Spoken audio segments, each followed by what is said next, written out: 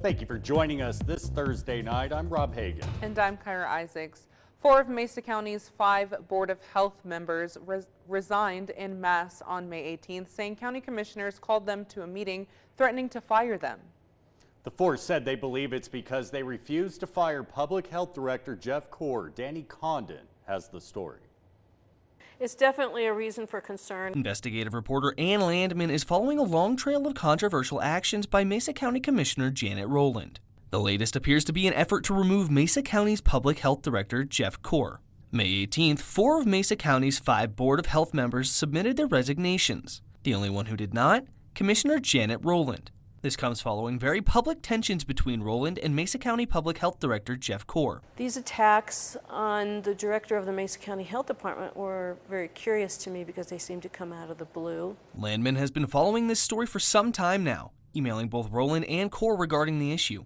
According to Anne, the conflict started when Commissioner Rowland accused Director Kuhr of spending $219 from his Mesa County purchasing card on food and alcohol at a team building event. Commissioners even had the DA investigate. Janet Rowland had said in the newspaper she thought that was a fireable offense. Rowland then shifted the accusations to focus on Kuhr's other spendings, such as payment of $480,000 to a grant writer. Putting it more in context, Kuhr paid the grant writer about $120,000 a year because she successfully earned the health department $6 million in grants over 4 years.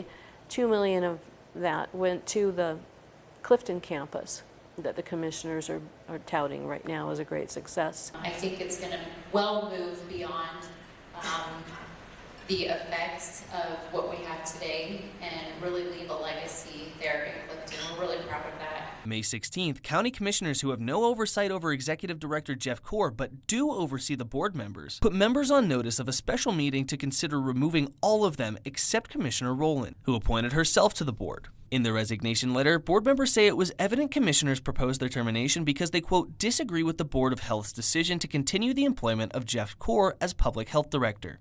Now, late on May 25th, the DA announced his investigation concluded the commissioner's allegations regarding grant funds are not worthy of investigation, effectively vindicating Kuhr, who was widely recognized for his successful handling of the pandemic in Mesa County. Landman says she believes commissioners are currently overstepping their authority, and according to this unscientific Daily Sentinel poll, a vast majority of locals who weighed in agree. It is an incursion on the operations of the Board of Health and the Health Department. The Health Board now consists of 4 temporarily appointed members, who commissioners selected behind closed doors. There was no public consideration of who these temporary board members would be. A move Landman finds in line with previous statements Rowland's made to the Daily Sentinel. She said she wanted to stock her cabinet with people who agreed with her ideology. Landman has thoroughly documented Commissioner Rowland's very public history of anti-public health sentiments, posting anti-vax and masking conspiracy theories, making homophobic statements,